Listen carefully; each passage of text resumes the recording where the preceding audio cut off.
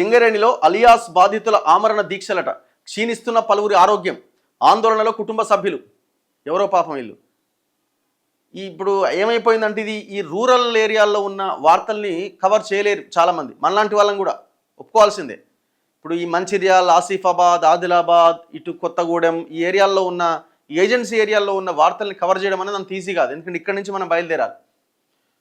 So అందుకే అక్కడున్న ప్రజలకు ఇప్పుడు శాటిలైట్ ఛానళ్ళు ఉన్నాయి, వాళ్ళకి అవకాశం ఉంది, ఎందుకంటే వాళ్ళకి స్టాఫ్ రిపోర్టర్లు ఉంటారు, వ్యవస్థ ఉంటుంది. కానీ వాళ్ళు చేయరు, ఎందుకంటే ఇవన్నీ గవర్నమెంట్కి వ్యతిరేకంగా ఉంటాయి కదా.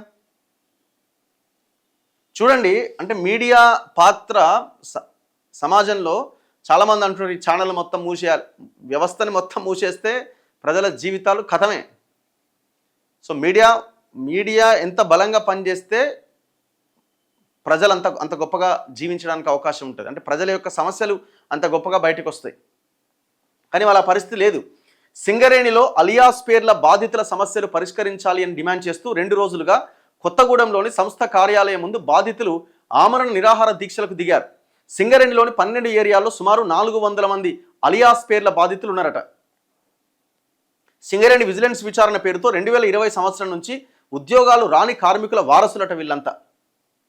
ఈ నెల 12వ తేదీన సింగరేణి ప్రధాన కార్యాలయం ముందు రిలే దీక్షలు చేపట్టారు. కానీ సింగరేణి యాజమాన్యం రాష్ట్ర ప్రభుత్వం నుంచి ఎలాంటి స్పందన రాకపోవడంతో 14వ తేదీ నుంచి ఆమరణ దీక్ష ప్రారంభించారు.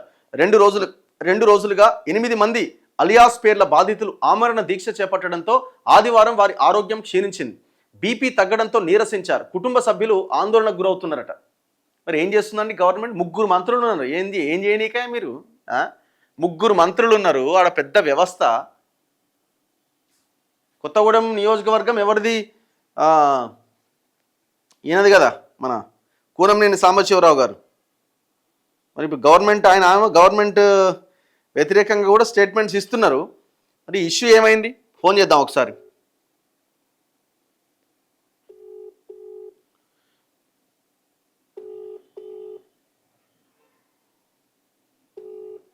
ఫోన్ ఎత్తలేడు కదా, ఏడున్నాడు మరి. అసలు ఆయన ఫోన్ లిఫ్ట్ చేయట్లేదు. మళ్ళీ మాట్లాడదాం ఈ ఇష్యూ మీద. సో ప్రభుత్వం ఇమీడియట్గా రెస్పాండ్ అవ్వాల్సిన అవసరం ఉన్నది.